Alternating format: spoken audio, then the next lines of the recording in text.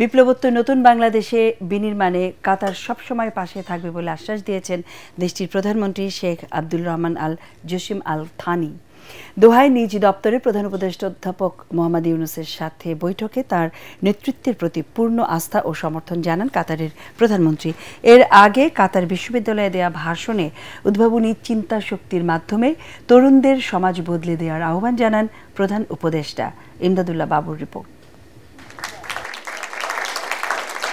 কাতার সফরের শেষ দিনে ব্যস্ত সময় পার করছেন প্রধান উপদেষ্টা ডক্টর মোহাম্মদ ইউনূস। প্রধান উপদেষ্টার প্রেস উইং থেকে পাঠানো বার্তায় জানানো হয়েছে, বৃহস্পতিবার দোহায় কাতারের প্রধানমন্ত্রী শেখ আব্দুল রহমান আল জসিম আল থানির সঙ্গে বৈঠক করেছেন মোহাম্মদ ইউনূস।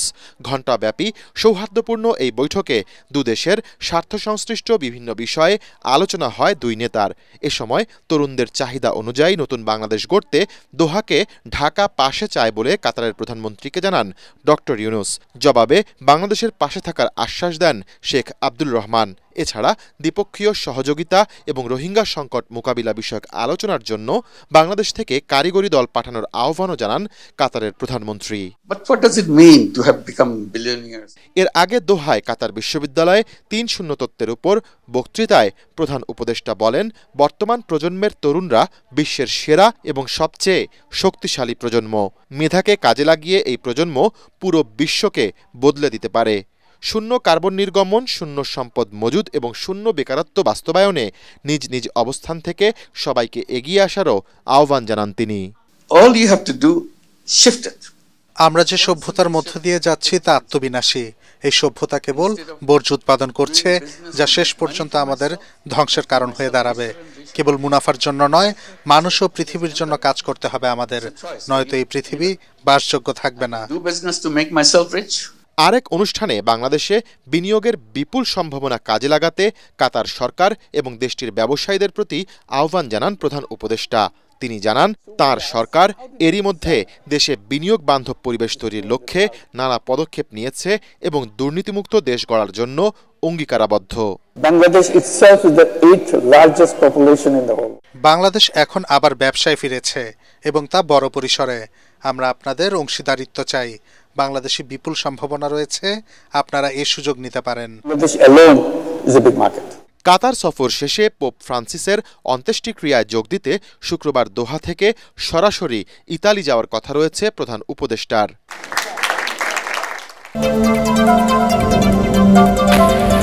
বহু নেতাকর্মীর ত্যাগের বিনিময়ে বিএনপির মানুষের যে আস্থা অর্জন করেছে তা রক্ষা করবে বলে জানিয়েছেন বিএনপির ভারপ্রাপ্ত চেয়ারম্যান তারেক রহমান। ভোটের ব্যবস্থা চালু রাখতে পারলেই জবাবদিহিতা তৈরি হবে বলে জানান তিনি। এই সময় গণতন্ত্রের পথে উত্তরণে নির্বাচনের বিকল্প নেই বলে মন্তব্য করেন তারেক রহমান। রংপুর বিভাগের ৩ জেলায় রাষ্ট্র কাঠামো মেরামতের ৩১ দফার প্রশিক্ষণ কর্মশালায় তিনি বলেন, যে কোনো মূল্যে মানুষের ভোটের অধিকার প্রতিষ্ঠা করা হবে। কামরুজ্জামান রাজীবের রিপোর্ট। রাষ্ট্র কাঠামো মেরামতে বিএনপির পরিকল্পনা মানুষের দোরগোড়ায় পৌঁছে দিতে দেশব্যাপী প্রশিক্ষণ কর্মশালার আয়োজন করছে বিএনপি। এরই অংশ হিসাবে দিনাজপুর, ঠাকুরগাঁও ও পঞ্চগড় জেলায় রাষ্ট্র কাঠামো মেরামতের ৩১ দফা ও জনসম্পৃক্তি শীর্ষক এই প্রশিক্ষণ কর্মশালা। দিনব্যাপী কর্মশালায় লন্ডন থেকে ভার্চুয়ালি যুক্ত হন বিএনপির ভারপ্রাপ্ত চেয়ারম্যান তারেক রহমান। নেতাকর্মীদের বিভিন্ন প্রশ্নের জবাব দেন তিনি। চেষ্টা করব, আমাদের পক্ষে সেই সুযোগটা তৈরি হলে ইনশাআল্লাহ আমরা চেষ্টা করব নারী এন্টারপ্রেনারদেরকে আরো বেশি উৎসাহ দেওয়ার জন্য। কর্মশালায় ভার্চুয়ালি যোগ দিয়ে বিএনপি মহাসচিব বলেন, দলীয়করণের মাধ্যমে আওয়ামী লীগ রাষ্ট্র কাঠামো নষ্ট করে দিয়েছিল। গণতান্ত্রিক ও আধুনিক রাষ্ট্র কাঠামো গড়ার জন্য জনগণের কাছে ৩১ দফা পৌঁছে দিতে হবে।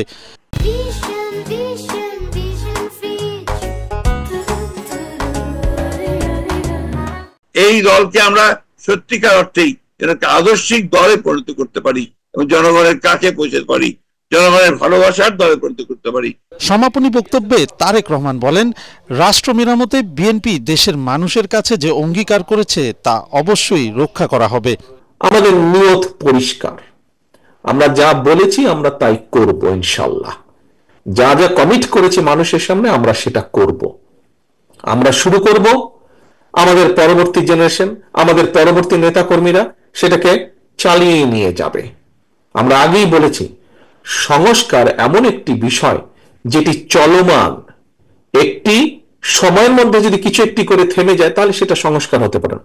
তিনি বলেন, কোনোভাবেই মানুষের গণতান্ত্রিক অধিকার বাধাগ্রস্ত হতে দেবে না বিএনপি। বিগত সময়ে মানুষের ভোটের অধিকার বাধাগ্রস্ত হওয়ায় দেশের প্রতিটি সেক্টর ধ্বংস হয়েছিল।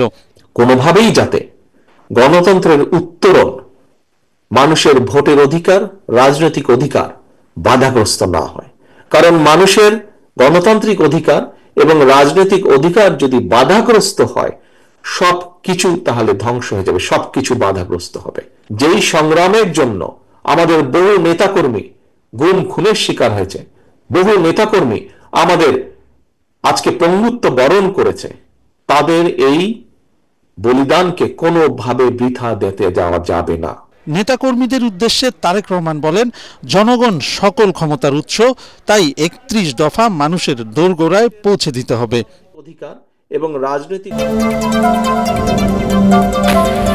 খুলনা প্রকৌশল ও প্রযুক্তি বিশ্ববিদ্যালয়ের উপাচার্য ও উপ উপাচার্যকে অব্যাহতির সিদ্ধান্তে ক্যাম্পাসে স্বস্তি ফিরে এসেছে। সার্চ কমিটির মাধ্যমে নতুন ভিসি ও প্রো ভিসি নিয়োগ করা হবে বলে জানিয়েছে তদন্ত কমিটি। এই সিদ্ধান্তের পর টানা ৩ দিনের আমরণ অনশন কর্মসূচি প্রত্যাহার করে নেয় শিক্ষার্থীরা। তবে সুষ্ঠু তদন্ত ছাড়া চাপের মুখে উপাচার্য ও উপ উপাচার্যের বিরুদ্ধে এই সিদ্ধান্ত ন্যায় বিচারের পরাজয় হয়েছে বলে মনে করছে কুয়েট শিক্ষক সমিতি। খুলনা থেকে এস.এম. হাবিবকে সাথে নিয়ে রিপোর্ট করছেন মনির হোসেন তপু।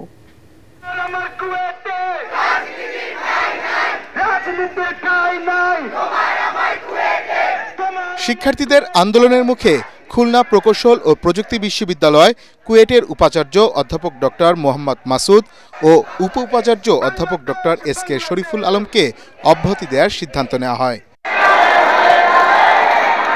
শিক্ষার্থীরা এই বিষয়টিকে দেখছেন বিজয় হিসেবে।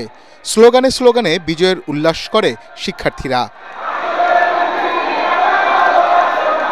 বিশ্ববিদ্যালয় কর্তৃপক্ষ হল খুলে দেয় সাধুবাদ জানিয়ে শিক্ষার্থীরা বলেন, দ্রুত ক্লাসে ফিরতে চান তারা। যে ইউজিসি টিম উনি এসে অনশনরত শিক্ষার্থীদের তাদের যে রিলিজটা হয়, যে প্রেস রিলিজটা, সেটা আমাদেরকে পড়ে শোনেন যে আমাদের ভিসি এবং প্রো ভিসি দুজনকে অব্যাহত করা হয়। আমাদের ফার্স্ট প্রায়োরিটি যত দ্রুত সম্ভব আমরা হচ্ছে যে দাবিগুলো জানিয়েছিলাম ওগুলো পূরণ এবং ক্লাস পরীক্ষায় যত দ্রুত ফেরা যায় এবং শিক্ষা কার্যক্রম শুরু করার লক্ষ্যে বিশ্ববিদ্যালয়ের উপাচার্য এবং উপ উপাচার্যকে দায়িত্ব থেকে অব্যাহতি প্রদানের। শিক্ষকদের লাঞ্ছিতকারীদের বিরুদ্ধে কোনো ব্যবস্থা না নিয়ে উল্টো শিক্ষকদের অব্যাহতি দেওয়ার সিদ্ধান্তে ক্ষোভ জানিয়েছে কুয়েট শিক্ষক সমিতি। দোষীদের বিরুদ্ধে ব্যবস্থা না নেওয়া পর্যন্ত একাডেমিক কার্যক্রমে না ফেরার সিদ্ধান্তে অনড় অবস্থানের কথা জানিয়েছেন তারা। সুষ্ঠু তদন্ত ছাড়া চাপের মুখে ভাইস চ্যান্সেলর ও প্রো ভাইস চ্যান্সেলরের অব্যাহতি সিদ্ধান্তে মূলত ন্যায় বিচারের পরাজয় হয়েছে। ফেব্রুয়ারির ঘটনার সাথে জড়িত দোষী ব্যক্তি তাদের বিচার নিশ্চিত না হওয়া পর্যন্ত শিক্ষকবৃন্দ ক্লাসে ফিরবে না। এটা আমাদের পূর্বের অবস্থান, সেটা ওইভাবেই আছে। অনতিবিলম্বে একটি সার্চ কমিটি গঠনের মাধ্যমে কুয়েটের উপাচার্য ও উপ উপাচার্য পদে নতুন নিয়োগ দেওয়া হবে। সে পর্যন্ত বিশ্ববিদ্যালয়ের নিয়মিত কার্যক্রম চালু রাখার স্বার্থে জ্যেষ্ঠ অধ্যাপকদের মধ্যে থেকে একজনকে সাময়িকভাবে উপাচার্যের দায়িত্ব দেওয়া হবে।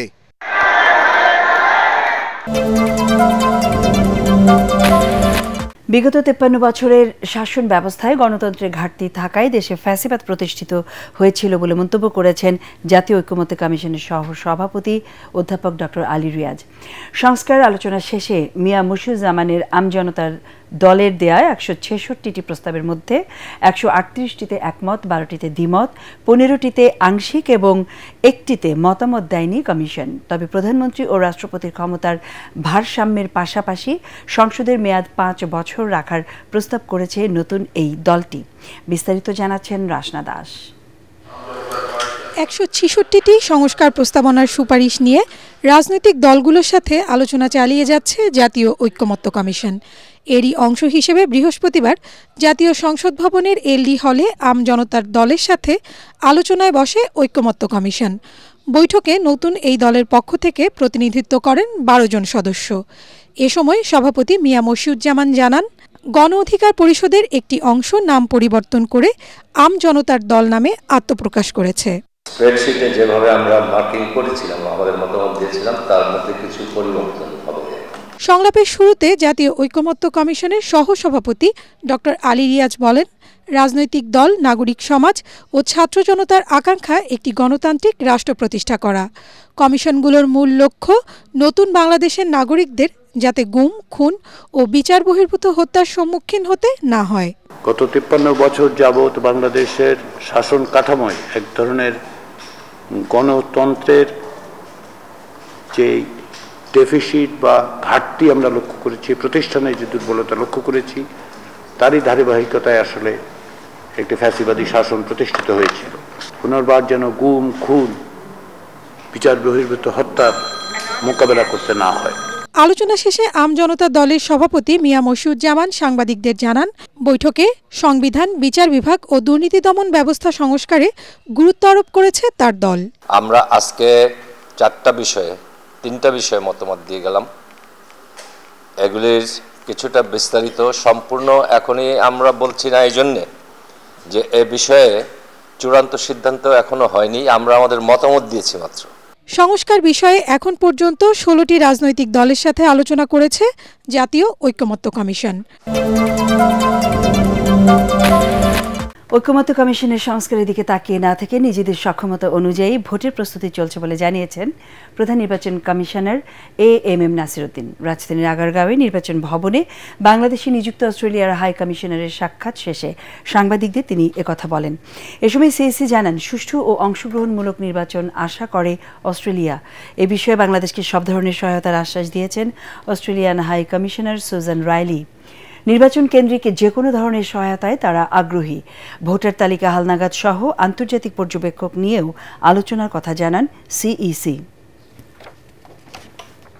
She's going through as it moves towards open, free and fair elections. Australia stands by Bangladesh and we continue to work with you as best we can to support your. যেগুলো আমাদের ক্ষমতার মধ্যে আছে, আমাদের ইলেকশনের আগে যেগুলো আমরা প্রয়োজনীয় মনে করছি বা করা সম্ভব মনে করছি, we are working on that. প্রয়োজনীয় যত কাজকর্ম আছে ইলেকশনের জন্য সেগুলো আমরা করার জন্য উদ্যোগ নিয়েছি এবং we are seriously working on all those areas.